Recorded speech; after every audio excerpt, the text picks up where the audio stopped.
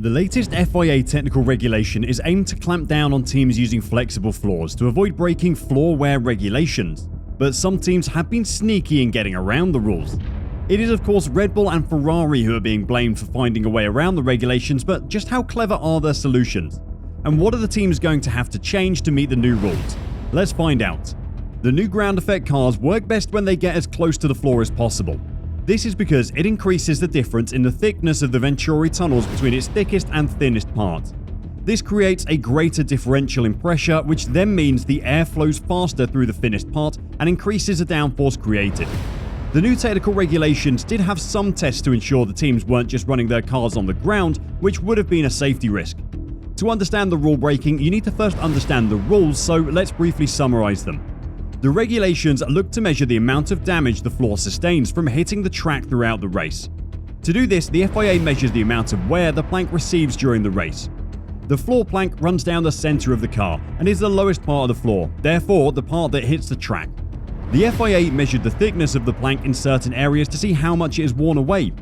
The plank needs to be of that thickness to ensure that it isn't flexing, which is beneficial as we explained earlier. It is a complicated rule that covers a few bases, but essentially, you need a certain thickness of floor to make sure it isn't flexing, and it needs to not wear too much. So how have the teams been getting around these tests?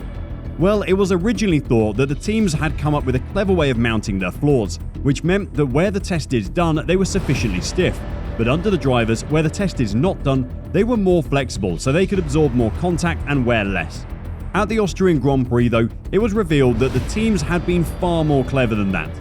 It is suspected that some teams have cleverly split up the skid blocks, which protect the holes where the FIA plank thickness measurements are taken, in separate sections.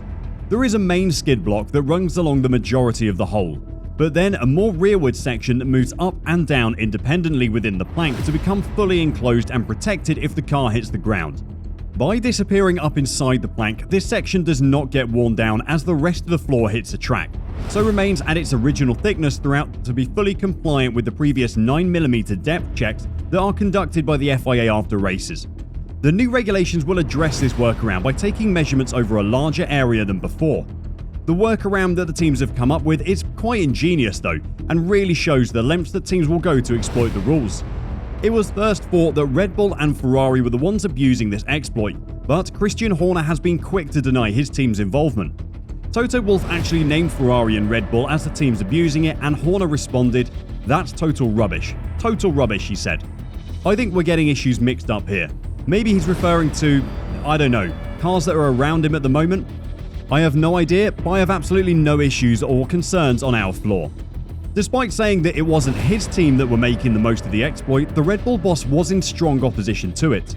Horner said at Silverstone, "TDs shouldn't be regulatory changes. There is a governance and a process for that. So I think we just need to talk through exactly why they've been issued. It didn't look like there was a lot of porpoising in this race, the British Grand Prix, so teams are sorting it out. I don't feel it needs the intervention of a TD. The teams will have until the Belgian Grand Prix after the summer break to make any necessary changes. The FIA wanted to bring it in sooner, but after consultation with the teams, it was decided that they needed longer to make their cars legal under the new rules." Ferrari boss Mattia Binotto admitted his team would have to make changes, essentially owning up to exploiting the rules. There will be some changes which will be required because now a new clarification has been issued with new tests, which is required on new requirements, new specification, he said. It will take some time to do, so at least I think it's good to relax it to Belgium, because porpoising not being a subject, there is no need to rush. With the teams having until after the summer break to make changes, it's unlikely that these new rules will cause a big shake-up on the grid, but it will be interesting to see how the car's floors change after summer. Do you think teams should be punished for finding gaps in the rules like this one, or is it just part of the sport? Let us know what you think in the comments below, and while you're down there, please subscribe to F101, and I'll see you in the next video.